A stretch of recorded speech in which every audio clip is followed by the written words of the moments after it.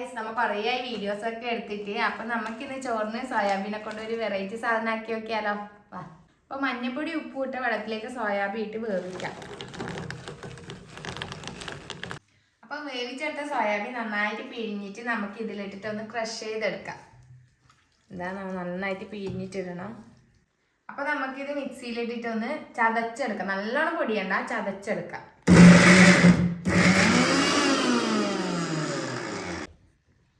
അപ്പോൾ ഇതാ ഈ പാകത്തിനാന്നാവേണ്ടത്. ഇതാ ഞാൻ ഉദ്ദേശിച്ചത്. ഇത് നമുക്ക് പ്ലേറ്റിലേക്ക് മാറ്റാം. നല്ലോണം അരയാണ്ട് ഇങ്ങനെ പൊടി പൊടിയായിട്ട് കിട്ടണം.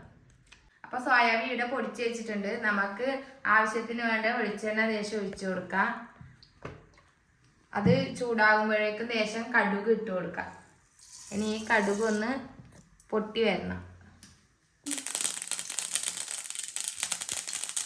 അപ്പോൾ കടുകെല്ലാം പൊട്ടിക്കഴിഞ്ഞാൽ അതിലേക്ക് 1 സ്പൂൺ ഇഞ്ചി വെളുത്തുള്ളി ചതച്ചത് ഇട്ട് കൊടുക്കാം.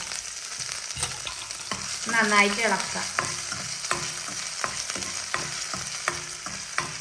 അതായത് ഈ ഇഞ്ചി വെളുത്തുള്ളിൻ്റെ ഒരു പച്ചമണം മാറുമ്പോഴേക്കും നമുക്ക് ഒരു ഉള്ളി ചെറുതായിട്ട് അരിഞ്ഞത് ഇതിലേക്ക് ഇട്ട് കൊടുക്കാം.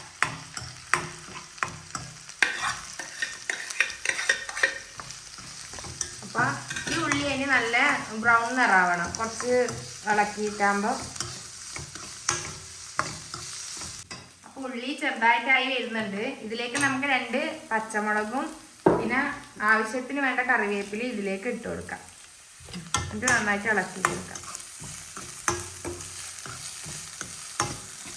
അപ്പോൾ ഉള്ളിയെല്ലാം പാകത്തിനായിട്ട് വന്നിട്ടുണ്ട്. ഇനി ഇതിലേക്ക് ആവശ്യമായ പറങ്കിപ്പൊടി 1 സ്പൂണ്, 1 സ്പൂൺ പറങ്കിപ്പൊടി, പിന്നെ 1 സ്പൂൺ കൊത്തമ്പാരി പൊടി, പിന്നെ 1/2 സ്പൂൺ കുരുമുളക് പൊടി, 1/4 സ്പൂൺ ഗരം മസാല. അപ്പോൾ ഇതെല്ലാം ഇതിലേക്കിട്ട് നന്നായിട്ട് ഇളക്കി യോജിപ്പിച്ച് കൊടുക്കാം.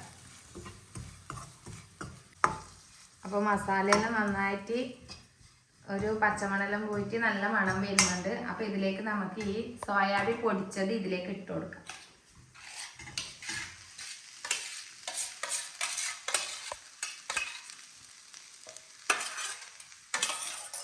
അപ്പോൾ ഈ മസാലേൻ്റെ ഒപ്പം ഈ സോയാബീൻ നന്നായിട്ട് യോജിപ്പിച്ച് കൊടുക്കാം. അതിപ്പോൾ ഇതിൽ മസാലയിലായിട്ട് നന്നായിട്ട് യോജിച്ച് പിടിച്ചിട്ടുണ്ട്. ഇതിനി കുറച്ച് സമയം ഒരു 5 മിനിറ്റ് ഇതിങ്ങനെ മൂടി വെച്ച് വേവിക്കാം. അപ്പോൾ ഇത് 5 മിനിറ്റ് മൂടി വെച്ച് വേവിക്കുമ്പോൾ നമുക്ക് അടുത്തത് വേണ്ടത് മുട്ടയാണ്. ഈ മുട്ട ഉടച്ച് വെക്കാം. അപ്പോൾ ഇതിലേക്ക് 3 മുട്ടയാണ് ആവശ്യത്തിന് വേണ്ടത്. 3 മുട്ട പൊട്ടിച്ചിട്ടിട്ടുണ്ട്. നമുക്കിത് ആയോ നോക്കാം. റെഡി ആയിട്ടുണ്ട്. അപ്പോൾ ഇതിലേക്ക് മുട്ട ചേർക്കാൻ വേണ്ടിയിട്ട് ഒരു സൈഡിലേക്ക് ഇതെല്ലാം ഒന്ന് മാറ്റി വെക്കാം. ലേശം വെളിച്ചെണ്ണ ഒഴിക്കണം.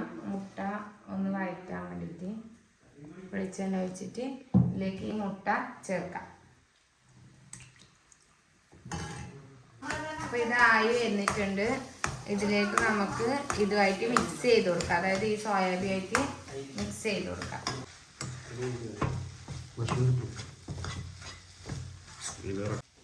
അവസാനമായി കുറച്ച് സോസും കൂടി ഒഴിച്ചു കൊടുക്കുക.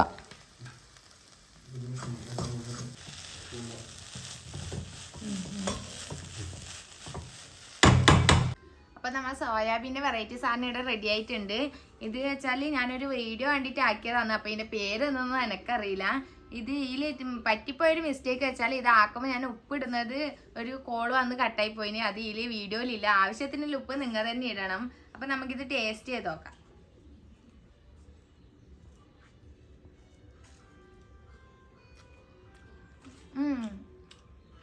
സൂപ്പർ ടേസ്റ്റ് ഉണ്ട്. ഇത് ചോറിൻ്റെ അപ്പുറമല്ല, ചപ്പാത്തിൻ്റെ കൂടെയും കഴിക്കാൻ പറ്റുന്ന ഒരു ഐറ്റമാണ്.